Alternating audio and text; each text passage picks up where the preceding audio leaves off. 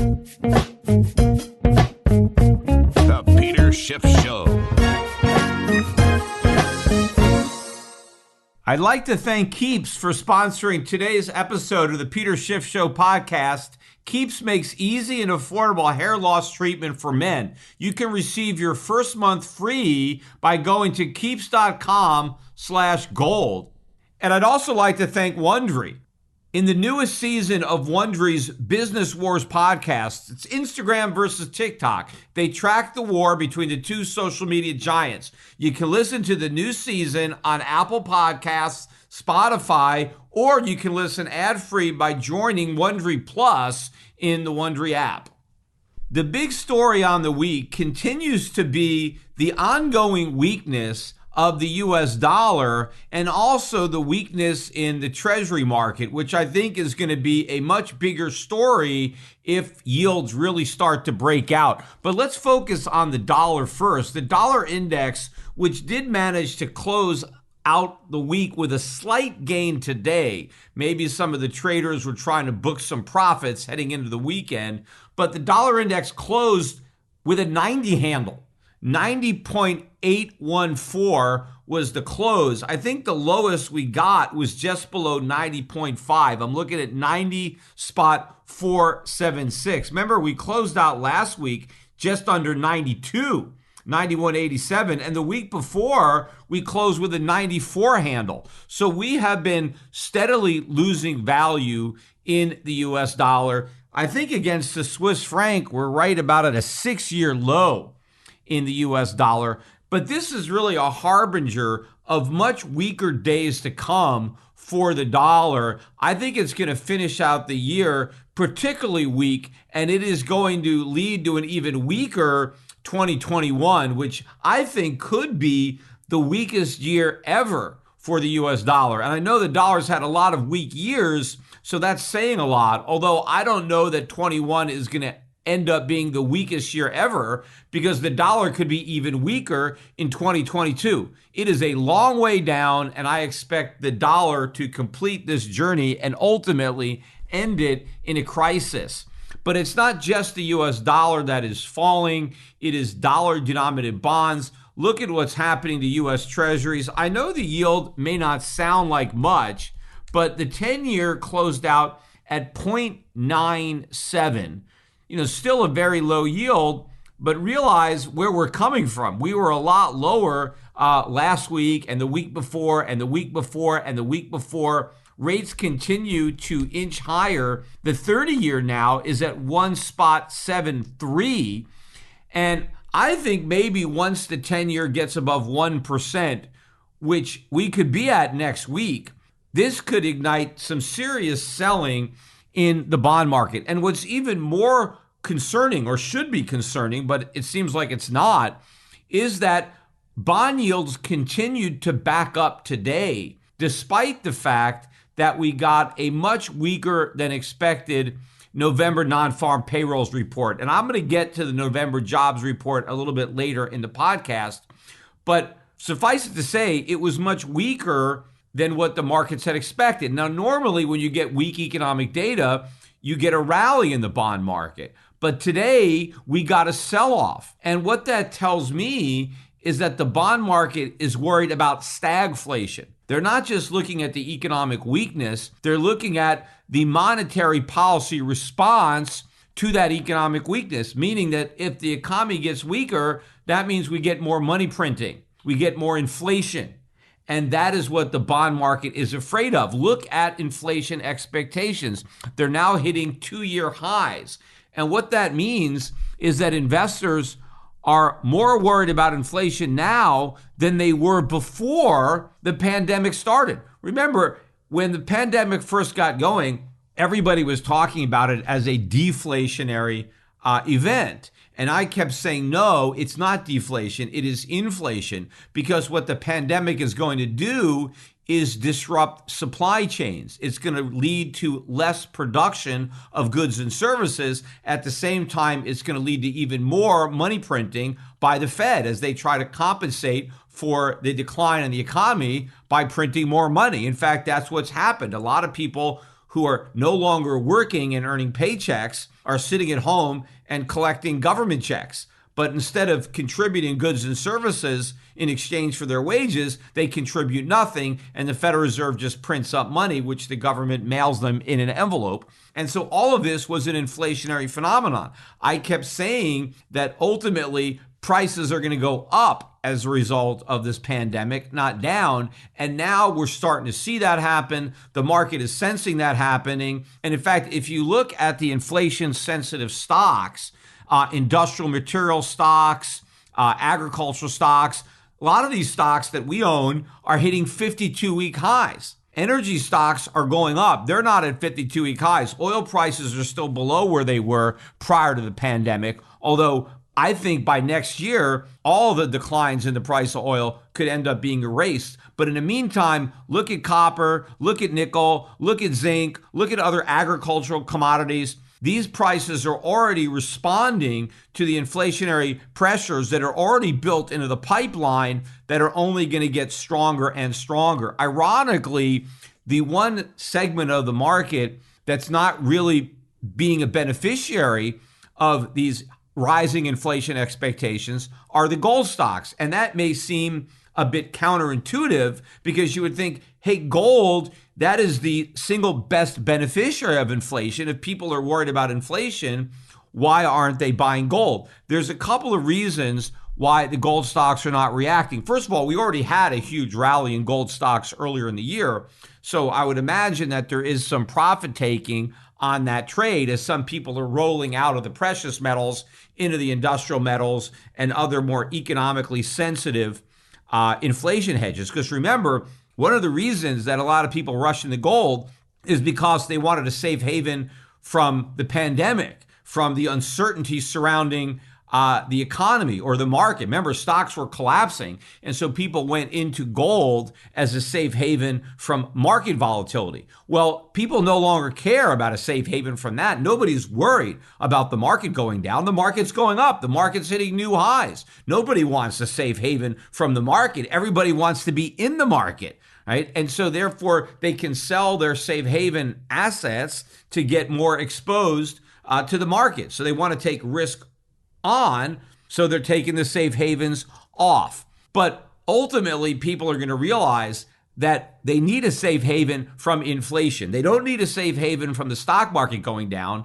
They need a safe haven from the dollar going down. And ultimately, gold and gold stocks are going to be a much better inflation hedge than just having industrial metals or energy stocks or agriculture stocks or other type of cyclical stocks that people think are going to benefit from inflation. But another reason that I think people are a little gun shy about jumping into the gold mining stocks is that the backup in yields, bond yields rising, kind of like instinctively has been a negative for gold. And the way gold investors typically react to a pickup in inflation is that they believe that this is going to lead to higher interest rates because the Federal Reserve is going to fight the increase in inflation by raising interest rates. And so they're not as worried about how that might affect raw material prices, especially if they think the economy is going to be recovering. And so demand for those resources is going to be picking up. So they're not as concerned about how the Fed's inflation fighting may hurt those type of commodities, but they are concerned about how it would affect gold, because gold is typically seen as being hurt by an increase in interest rates. So it's almost like a reflexive move. Rates are backing up. The Fed is going to tighten because there's more inflation. Oh, now it's time to sell gold. Maybe you buy gold on anticipation of an inflationary threat, but when that threat has finally manifested itself to the public, now the Fed has to come and start fighting it by raising rates. And so now the price of gold is going to go down. Except that's not going to happen this time. The Fed is not going to respond to an increase in inflation expectations the way it typically has, because it can't. The Fed is not going to fight inflation. The Fed is going to surrender to inflation. Inflation is going to win, and that means the dollar is going to lose, and so gold is going to take off. But one of the things that really is amazing to me, and this ties in what's happening in the bond market as well, is the degree to which investors have accepted the idea that even though inflation expectations are driving bond yields higher, that we don't have to worry about rates moving too high, that the Federal Reserve will not let that happen, that even if interest rates really start to rise due to fears of increasing inflation, the Federal Reserve is going to stop rates from rising by increasing the amount of quantitative easing in order to kind of put a cap on long-term interest rates. So as interest rates back up, because investors want out of these low-yielding bonds because they realize that inflation is going to erode away their value, the Federal Reserve, in order to keep interest rates from rising, is going to print a lot more money. And so we don't have to worry, because unlike increasing inflation expectations in the past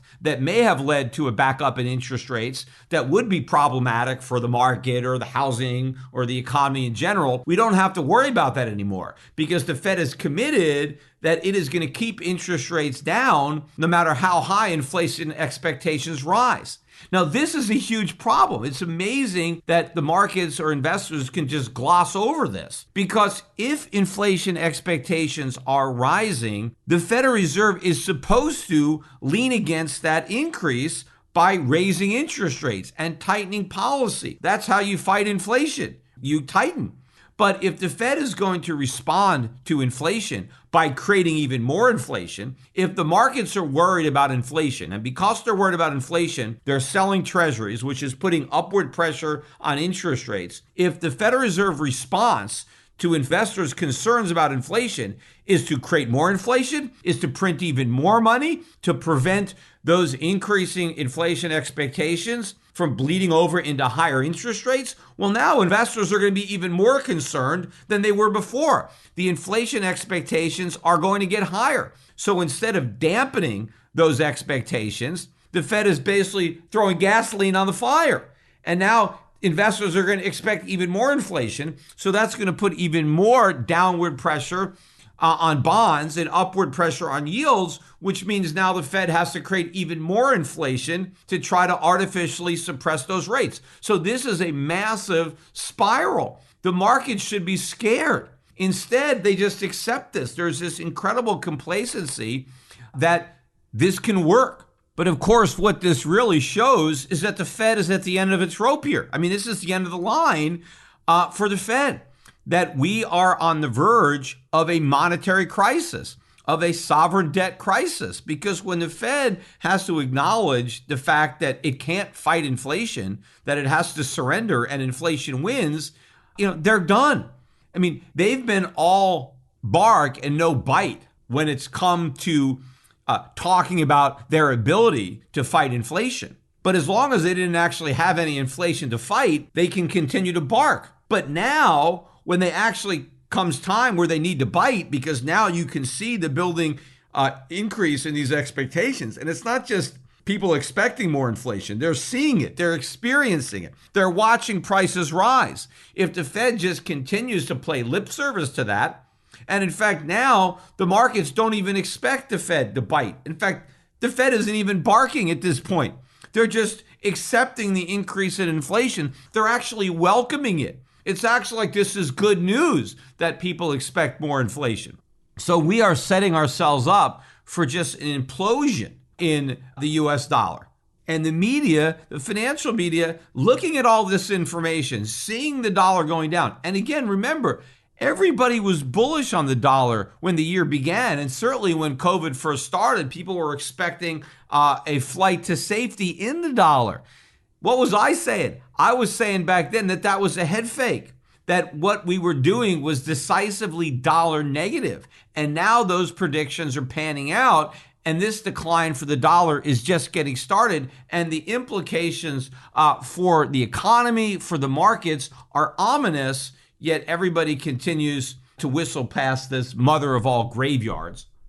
Let me get into the economic data that came out today. And before I even talk about the jobs data that gets all the headlines, I want to mention the trade deficit, which gets none of the headlines. I mean, nobody even talks about it anymore. We did get the October trade deficit. This is the unified deficit in goods and services.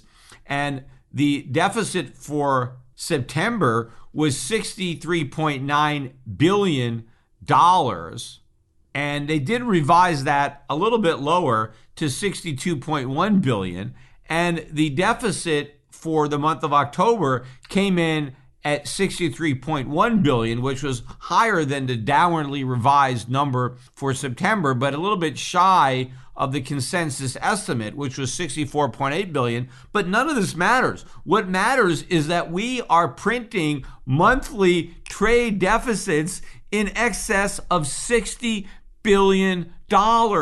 This is massive monthly deficits. I mean, think about that. Multiply that by 12. This is an enormous shortfall. I mean, Donald Trump was elected president criticizing our trade deficits, saying that he was going to make America great again by shrinking or eliminating these trade deficits. Instead, they are bigger than ever, and they're only going to get worse. And in fact, if you think about what's likely to happen to the U.S. economy in the first year of the Biden administration, you're going to see even fewer Americans on the job. You're going to have more and more incentives not to work and to stay home. And so Americans are going to be importing more products than ever before, because we're going to have to make up for a bigger shortfall, because more and more people are going to be sitting at home spending government money. They're not going to be out in the workforce helping to produce stuff. They're just going to have money trying to buy stuff. And so more of the stuff they're buying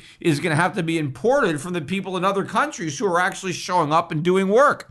So these deficits are just going to go higher. And as the dollar goes down, what a lot of people just don't get is that a falling dollar means the trade deficits go up. Because now as the dollar goes down, we need more dollars to pay for our imports. So a weakening dollar actually worsens our trade deficits. So if you combine fewer people working with more people spending, and they're spending dollars that have less value, which means you need more of them to pay for the imports, this number is going to go off the charts. But of course, it's not just the trade deficits that are going to continue to explode into uncharted territory under Biden, but clearly the budget deficits are going to do the same thing as we get some new spending programs, economic stimulus, to try to offset the other problems in the economy, highlighted by today's non-farm payroll report. Right? We got the employment numbers for November,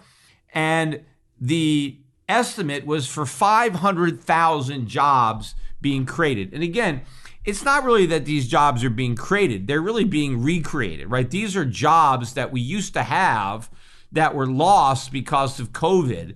And now the businesses are recalling their workers, right? To say we're creating 500,000 jobs, I mean, the economy isn't really doing that, right? Where these people were temporarily laid off and now they're going back, right? But there was supposed to be 500,000 people really returning to the labor force. But instead, we only recreated 245,000 jobs. That is a big reduction, not only from what was expected, but from the prior month, which was also downwardly revised from 638,000 to 610,000. That's a big slowdown of the prior month. And in fact, it won't be long before the numbers start having a negative print again. Now, a lot of the pundits were trying to put a positive spin on the number because the unemployment rate has come down to 6.7%, which I think is the lowest it's been since COVID. It was 6.9% in the prior month. They were looking for 6.8%. So this 6.7% is supposedly good news because it's lower than was expected. But if you really look beneath the surface, the main driver of the decline is the exodus of Americans from the labor force. About 400,000 people left the labor force in November. And so if these people were looking for work in the prior month, but now they're not, well, they're no longer considered unemployed. So they're no longer part of that 6.7. Now, they're not working. They don't have jobs, so they're not employed. But in order to be unemployed, you have to be actively seeking a job. And if you're not, if you've just detached yourself from the labor force, well, you're no longer in these statistics. And so that is the real driver behind the decline. The labor force participation rate went down from 61.7 in the prior month down to 61.5. That's a 0.2 percentage point decline in 1 month. That's a lot of people who are no longer in the labor force. And my thinking is that trend is going to continue. I bet that number is going to break 60% sometime next year.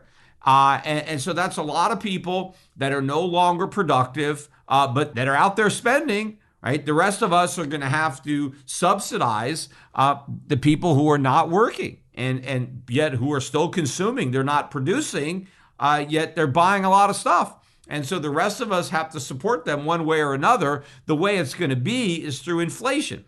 In fact, I think next year is going to be the year where Americans really begin to experience the cost of all this free government, right? Everything that we got, all the bailouts, all the stimulus, the cost is going to be felt by the average American in his pocketbook because the cost of living is going to go up. Right now, it's just stock prices that are going up. And so the people who own stocks are really excited about that. But eventually, it's going to be consumer prices that are going to go up. And everybody's going to have to pay that, whether you own stocks or not. The problem is, if you don't have any assets that are going up in value, if the only thing that's going up in value is the cost of the stuff that you need to buy to live, and your paycheck isn't going up. Now, paychecks are rising, but they're not going to rise enough. In fact, if you look at the average hourly earnings numbers in the jobs report, they're up 4.4% year over year. I mean, that's a pretty big jump, right? Obviously, something is driving that. A lot of that is inflation, right? Businesses are paying more. Maybe they have fewer people that they're employing, but they're paying them more, not less. So the cost of hiring people is going up. Cost of everything is going up. I mean, if we really have this weak economy with all these unemployed people, labor should be cheaper, not more expensive. But of course, it's not. The cost of getting people to go to work is going up. In fact, a lot of people would rather not work. They would rather just collect a government check. And so in order to entice people into the workforce, you got to pay up. And so the cost of hiring people is going up, just like the cost of everything else is going to be going up. This is inflation. Right? Or it is inflation that is driving all these price increases. In fact, look at the money supply. My son Spencer just tweeted this out. Hey, by the way, I see he's almost at 20,000 Twitter followers. If you're not now following Spencer Schiff, you should follow him on Twitter. But he showed that money supply, M1, was up 25% in the past year. I think this is a record. Right? We've never seen this much money created in just 1 year. And you know what? The record's going to get broken next year. In fact, I think we're going to continue to set record after record because this is going to spiral out of control. Because the only way that the Fed can continue to suppress interest rates, which is something it has to do given how much debt we have, the only way they can do that is to keep printing more money. But the more money they print, the more upward pressure they put on rates, which means the more money they have to print in the future to contain rates from rising. So they've trapped themselves into a situation that can only end with a complete monetary crisis. Yet despite what should be obvious, but it's not, you're getting a real lack of interest right now in gold. And I think this really provides an opportunity for people who do not have enough gold and do not have enough exposure to gold stocks to increase that exposure now. In fact, even when they talk about it, like if you look at CNBC, they barely cover gold. I mean, the only time they mention it now is to contrast it to Bitcoin. In fact, if somebody comes on CNBC and they ask them about gold, or they mention gold, the anchor is going to say, yeah, but isn't gold irrelevant now? I mean, what's the point of buying gold? Because, you could buy Bitcoin, right? Bitcoin is better than gold. It's gold 2.0. So maybe that's the reason that no one's buying gold, is because everybody is buying Bitcoin instead, which of course they're not. I think it's very interesting that people who have never bought any gold and who don't plan to think other people are buying Bitcoin instead when they're buying neither. And that's because they don't understand gold, they don't understand fiat money, and they certainly don't understand Bitcoin. In the newest season of Wondery's Business Wars, TikTok versus Instagram, they tracked the war between the two social media giants. I just watched this a couple of days ago. And, when I first put it up on my computer, I was a little bit disappointed in the fact that there was no video, right? Because I'm just, I was listening to it on my computer. I'm sitting down, so I'm looking at my computer screen, and I don't see any images. I'm just listening. But after a few minutes, I didn't miss the video at all. I think they did an excellent job of really creating a picture in my mind, kind of the way I imagine they did with old school radio, back in the 1920s when families would sit around staring at a radio, right? Why look at the radio? Because, there's no images, but people would look at it anyway. And I'm staring at my computer, even though there's nothing to look at, but I'm listening to this story. And it also occurred to me that probably most of the people who are listening to these podcasts, they're not staring at their computer. They're driving their car, they're exercising, they're on a bike, they're doing something. So the fact that there isn't an image, that it's all audio, is actually an advantage. But again, they did a very good job of creating an image to go with the story as I was listening to it. And, I think the most interesting thing about the episode, and I don't really want to give too much of it away because you really should just listen to it yourself. It is very, very entertaining, very engaging. But I was very interested in the backstory behind the origins of Instagram. I really didn't know the story, and it was not only interesting, but also, inspirational as far as the entrepreneur in me to see how the whole thing came about. And I'm very excited now about the next installment because this one focused a little bit more on the Instagram, and the way it ended, the next one is going to be more focused on TikTok, which I'm also interested in. So I really highly recommend the entire thing. You can listen to this newest season of Business Wars, TikTok versus Instagram, on Apple Podcasts, on Spotify, or you can listen ad-free by joining Wondery Plus in the Wondery app. Keeps makes easy and affordable hair loss treatment for men. Look, losing your hair sucks. I know because I lost a lot of my hair when I was young. I remember I started losing my hair in my 20s, and I was very, very concerned. Of course, I had a lot of hair to start, so I had a lot of hair to lose. But at some point along the way, they came up with minoxidil, and so I started using that, and it probably dramatically slowed down my hair loss. The problem was minoxidil was very expensive. I had a friend of mine who used to ship it into me from Spain because he was getting minoxidil a lot cheaper buying it in Spain than I was, because I had to get it through Rogaine here in the States, and it was, protected. It was under patent or whatever. So it was a very expensive treatment, and they still sell it. Of course, the prices come down now, but you can get the exact same minoxidil in Keeps. And now you can keep your hair, and you can also keep more of your money. So I continued to use minoxidil on a daily basis to retain the hair that I've got and slow down what I lose, except now I'm using Keeps instead of what I was using before, and Keeps is a better deal because, again, you can keep your money and your hair. The key is, though, use it early. The minute you see that you're losing your hair, if you want to keep your hair, then start using Keeps, because the sooner that you can begin applying it, the more of the hair that you're going to keep and the less of it you're going to lose.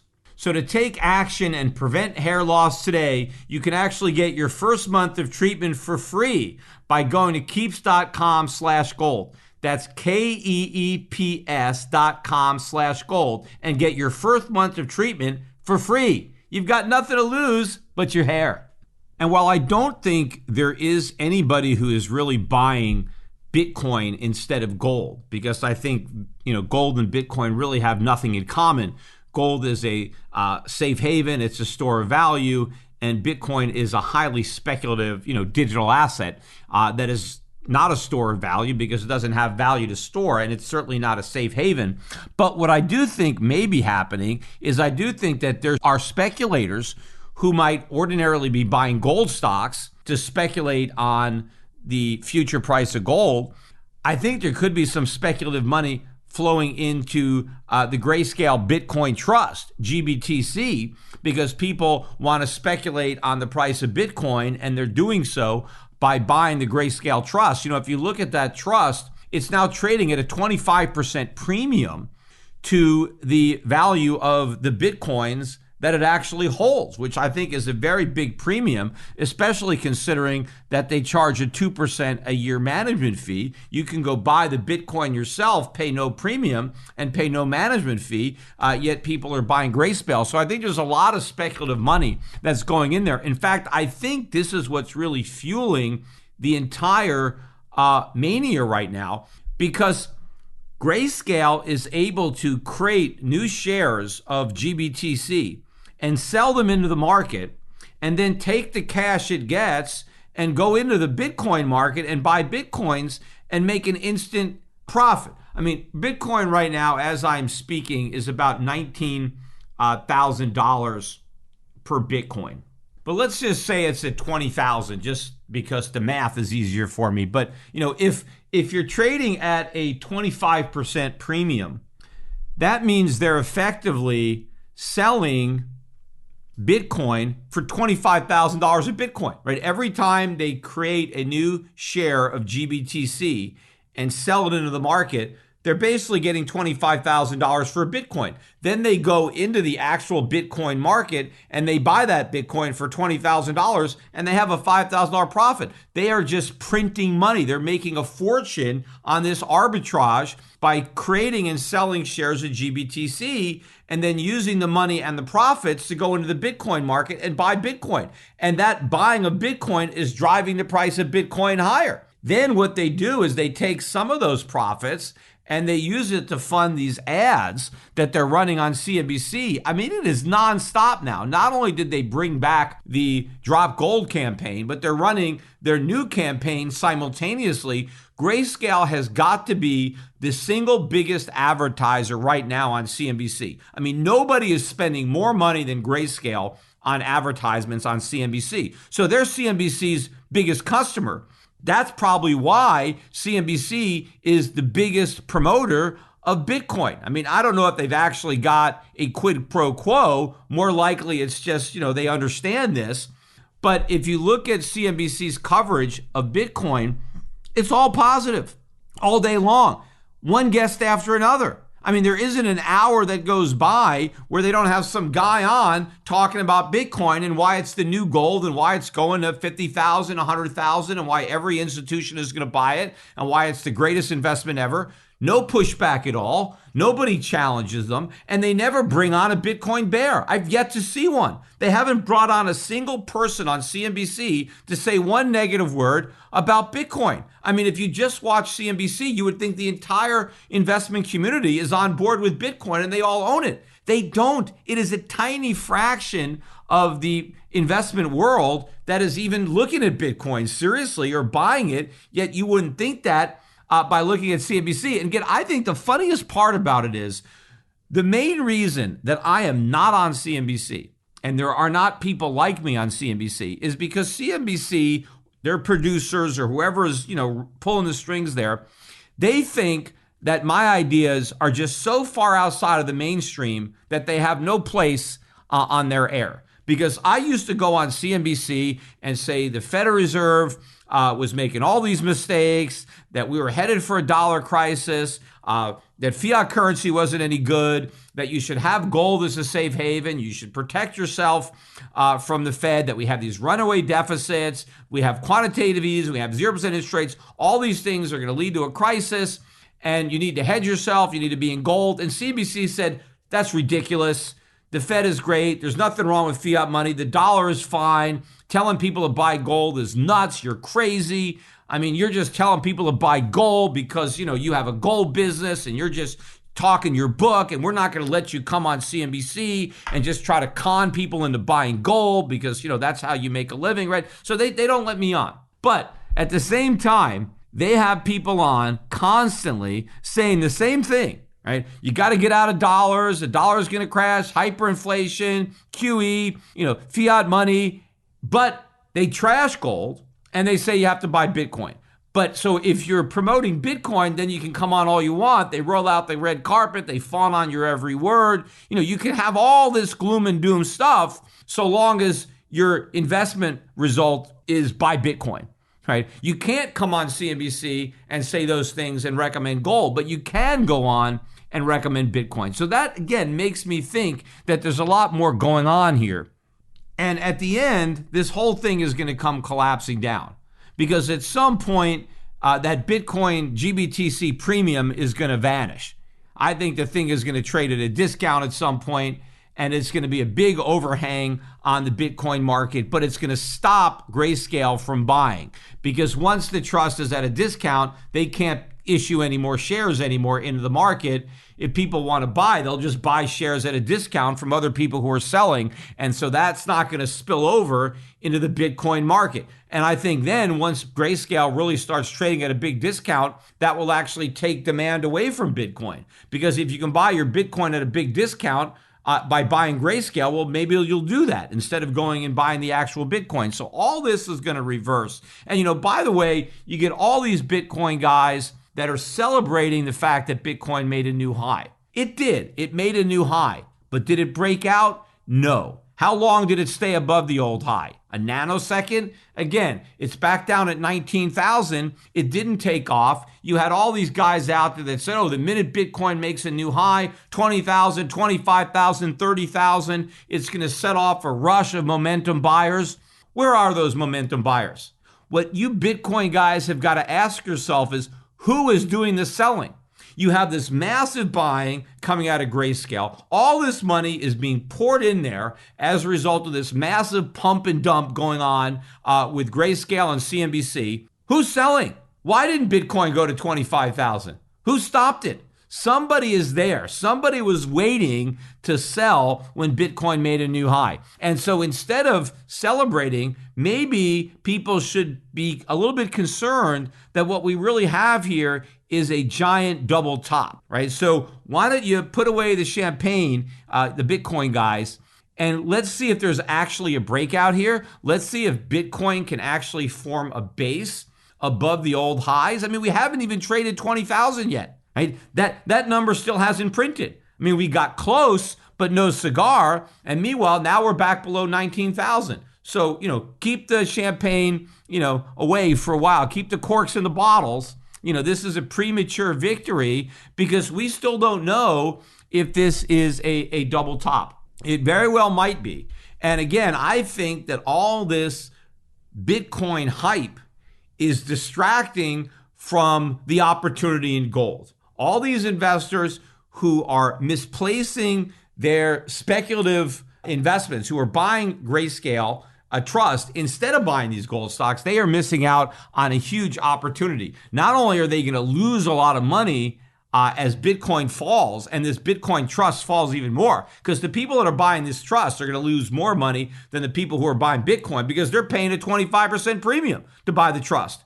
That premium is going to turn into a discount and Bitcoin's going to go down. So you're going to lose not only because of Bitcoin, but you're going to lose as your premium becomes a discount. But not only are they going to lose money in Bitcoin or GBTC, but more importantly, they're going to miss out on the profits that they might otherwise have made if they bought gold stocks instead.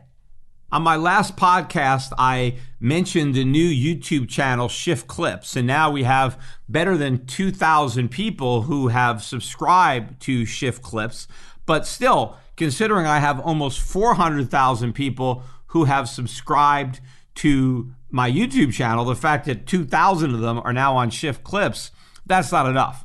So if you're listening to this podcast, certainly if you're listening to it on YouTube, take the time to subscribe to Schiff Clips. And by the way, I mentioned on an earlier podcast that the video I did, the Sesame Street video, buying Bitcoin is like buying air. Some Bitcoin guy at Sesame Street saw the video and then filed the copyright claim. And so the video got taken down.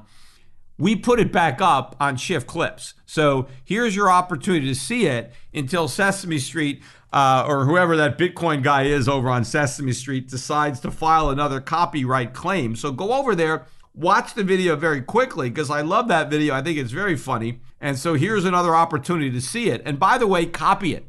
Maybe everybody can go and copy what I did and put it up on their own YouTube channel. And so if there's enough copies out there, well, I mean, they're not going to put in copyright claims on everybody. In fact, it took them years to find mine the first time. So it'll probably take a long time if a lot of other people put it up there. And by the way, this is obviously a Bitcoin thing. It's not a copyright thing. I've looked at other YouTube channels where they copy entire Sesame Street episodes and Sesame Street doesn't say anything. I'm just using a couple of minutes and I've edited it and I've changed it. So in reality, it's fair use.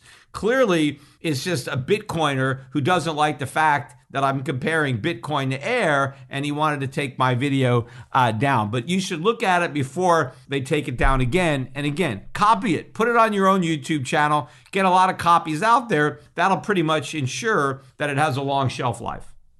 I want to finish up today's podcast, though, by really honoring a hero of mine, somebody who's really, has influenced me since I was in my 20s, who passed away this week. Walter Williams died at the age of 84. And, it's kind of ironic, too, that in the year of Black Lives Matter, right, that one of the most important Black lives that matters to me died, and that's Walter Williams. I mean, he was not just a great Black economist, he was a great economist. He was a great man. The fact that he was Black, just made him special in that so few African Americans were expressing the point of views that he expressed, but he expressed them so eloquently. He was a staunch defender of the values that made America great, of all the principles that this nation was founded on. And he had a really good way of explaining them. I mean, kind of the way I talk in analogies, he came up with a lot of good analogies, both when I heard him speak and when I read his books. And I've had the occasion to speak to Walter Williams several times over the years, and I've met him several times at conferences and always enjoyed his company. But more important than that, I mean, he's really been a shining light, I think, in the liberty movement, free market, Austrian economics. And, the fact that he was Black, I mean, there's two great free market economists. Walter Williams was one, and Thomas Sowell was the other. And I forget whether it was Walter Williams, I think it was Thomas Sowell, who mentioned on an interview that when he spoke to Walter Williams, they joked that they should never both fly on the same airplane, because if that happened and the plane went down, the only two Black conservative economists would be gone. And so that would be too big a tragedy. So to make sure that didn't happen, they should never both fly on the same airplane. But both of those guys, one of the things that I think was so special about them is that because they happen to be Black, and these guys were great economists regardless of their race. But what made them so special is being Black and saying the things that they did, right? It made it much harder for people to attack them as being racist, right? Because both these guys, Walter Williams and Thomas Sowell, are staunch opponents of the welfare state, of the Great Society and war on poverty programs, of these anti-discrimination laws. They don't like any of them, right? And they do an excellent job of explaining why these laws, why these well-intentioned laws are so counterproductive. Now, of course, if a white guy were to make the exact same statements, well, you're a racist, right? Well, you take that weapon away. If the guy who's making those statements happens to be Black, how are you going to say that person's a racist? Now, I know sometimes they can say, well, they're an Uncle Tom, but maybe that doesn't have as strong a connotation as being labeled a racist. So I think it was very important to have these guys out there and to have them as role models, right? So younger African Americans could look up to these guys and say, you know what? Yeah, they're not all left wing. They're not all a bunch of socialists. Here's some African Americans that are free market libertarians, that are out there defending individual liberty and the Constitution that are objecting to all of this, race baiting and poverty pimps and everything that the left is doing, that whole agenda. These guys, Walter Williams and Thomas Sowell, were excellent advocates for the opposite, for the free market. And they did a good job of exposing the hypocrisy and the fallacies of the left. And so it's such a great loss, I mean, personally and for the nation, that Walter Williams passed away. And I know, he was 84, so he wasn't a spring chicken. I mean, he died of natural causes, old age, so he had a good life. I just wish he could have had an even longer life. I mean, I think it really is a loss for the world to not have Walter Williams in it. I wish he could have, lived to 100, but he didn't. But the important thing isn't how long he lived, but how well he lived. And the fact that his legacy is going to live on. I'm going to help to make sure that it lives on, and so will a lot of other people. His books are going to be there. His, you can see him. He's all over the internet. Great speeches that he's given are on YouTube. And the internet is going to be around, I mean, for hundreds of years, for thousands of years. So Walter Williams will be around. And the key is, for us to keep talking about him and to keep circulating those videos and sharing them with friends and reading the books that he's written. I remember the first Walter Williams book that I actually read was The State Against Blacks. And that's a great book. It's a shorter book. It's a very easy introduction. And again, this is a black man writing a book about how the left, how the government is undermining blacks with the policies that it is holding out as helping blacks, right? The government, right? We're here to help you. Well, Walter Williams shows how the opposite occurs. The government pretends they want to help, but their help is actually harmful, which is pretty much always the case when it comes to government. But I'm glad that we still have Thomas Sowell and Larry Elder, right? If I'm speaking about black conservatives, libertarians, probably the heir apparent to Walter Williams is Larry Elder. I know Larry and Walter are good friends as well. Larry Elder, who has hosted the Peter Schiff Show, he used to host my radio show when I was still doing it. I used him as a guest host. He's the sage of South Central out in Los Angeles. So he can carry the torch too for black conservatives, black libertarians. But again, the fact that these men are black takes nothing away from the fact that they're brilliant economists and that, they would be brilliant and the things that they're saying would be great regardless of their race. It's just that we need African Americans to espouse these ideas and espouse these principles, just to show that these ideas have a broad base of support, right? When the left wants to claim that only somebody who's white, right, could have these thoughts, or what Biden said. Well, if you're not voting for me, you ain't black. Well, Walter Williams was definitely black, and he did not support Joe Biden, and neither does Larry Elder, and neither does Thomas Sowell. So these are examples of black men who don't think the way Democrats think all blacks think. They don't all think alike. They're individuals just like whites. It's this racist mentality that permeates the left to think that just because you're black, you have to have a particular political philosophy. If you're thinking, if you're smart, regardless of your race, you are going to reject that ideology and you're going to embrace the free market. You're going to embrace capitalism. And nobody embraced it better than Walter Williams.